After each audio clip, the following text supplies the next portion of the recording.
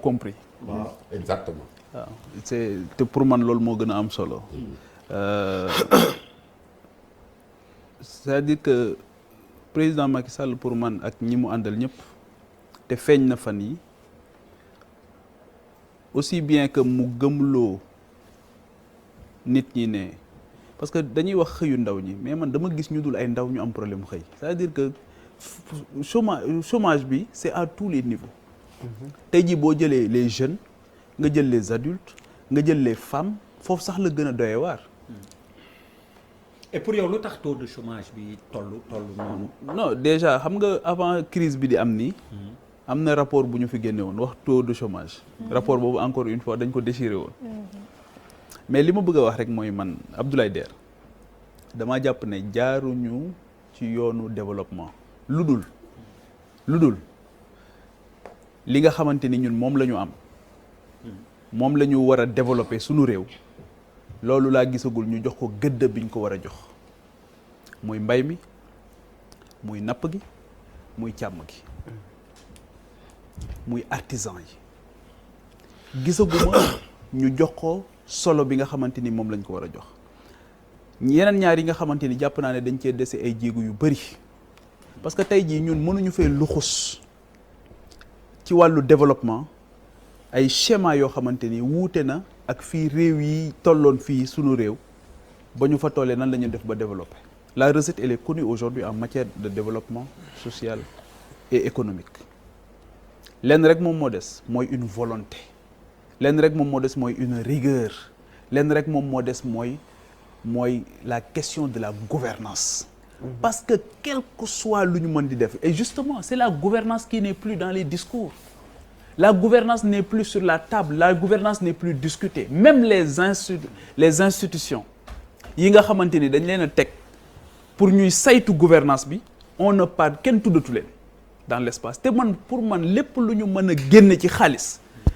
te question gouvernance bi nekkul au cœur du débat mënuñoo fexe ba liñ ci bëgg ñu am ko parce que li ñuy coow fii yépp mais question xaalis génn na gisuñu évaluation gisuñu dara président lui-même daf koy wax day jaaxle ñaati yoon la fi laaj rapport bi mu fi mujjee woon laaj rapport détaillé c'était sur les inondations parce que dafa jaaxle woon impact yi dinañ la indil ay chiffres comme fan yi li ñuy def rek fan yi gis nañu ne Sénégal yëpp ñoo ngi def ay forum de l'emploi yoo xamante ne man xawma sax lan la exactement ce que ça veut dire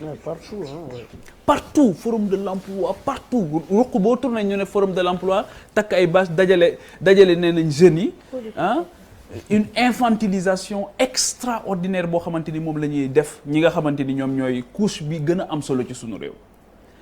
ma gëm ne emploi wala fin au chômage kenn du ko décréter c'est-à-dire que c'est un processus dañ koy sécréter c'est-à-dire président mën na wax ne wax dëgg fa yàlla lii problème la boo xamante ni mënuma ko régler nii nga xamante ni ku leen bu ma leen waxee ne mën naa ko jeexal loolu c'est pas conforme ak li nga xamante ni moom moo mën a am waaye nag mën nañ jeter les bases yi nga xamante ni moom la yeneen réew yi def parce que tey jii bëri na réew yoo xam ne def nañ ci ay jéego yu mag mais réew yooyu ça fait 20 ans qu'ils avaient pris date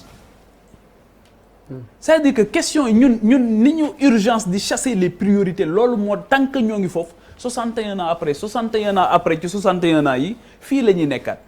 moo tax ma ne DER quelle est la place aujourd'hui bi agriculture ak les métiers de l'agriculture yi nekk ci biir ban place la am pêche ak les métiers de la pêche élevage ak les métiers de l'élevage l'industrie et le numérique industrie ana mu dans ce pays là où est l'industrie dans ce pays bul fàtte artisanat ak artisanat mais où est l'industrie dans le débat actuel mais au cœur du débat le gros problème mais c'est l'entreprise parce que économie ci contrôle Khadim lay wax c'est-à-dire que économie li ci gën a am solo acteur bi gën a am solo mais c'est l'entreprise parce que entreprise bi mooy ki nga xamante ni jóg na jël ay risques jël xaalis investir moom mooy embaucher mais moom mooy fay impôt mais kooku chinois bi du ko def turc bi du ko def français bi du ko def entrepreneur sénégalais bi moom moo koy def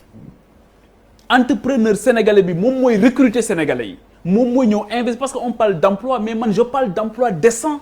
parce que boo jëlee emploi tey nga jël tey jii li logement di jar nga jël li transport di jar nga jël li jàng di jar comme école publique baaxatul nga jël li santé di jar comme hôpital public baaxatul mais boo ko rapporté à ton salaire mais tu es mort tu es presque un cadavre ambulant te li may wax ni ñëpp koy dund su dee amul rek ñu weddi ma boo rapporté say charges par rapport ak lañ lay fay c'est la catastrophe. Maintenant on parle des investissements directs étrangers Khadim wax na ko léegi mais réew yëpp ba ñu tijjilee seeni nit pour ñu ñëw ba ñu tijjee ci àdduna bi comme tëju mënatul am mais négociation dañ ko teg tamit au cœur du débat comment on négocie et qui négocie dans nos pays je parle de l'Afrique francophone parce que ñoo bokk ay feebar comment on négocie et qui négocie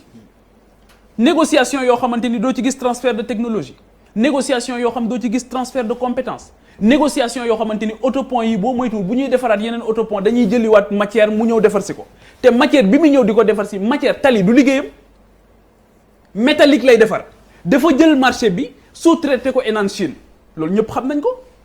boo jëlee tey ji les entreprises marocaines yi nekk au Sénégal mais ces entreprises marocaines tey amul dara loo xamante ni dinañ ko jëfandikoo ci seen muy banques yi muy assurance yi lu dul Maroc lañ koy jëlee ji ba ci table yi ñuy toog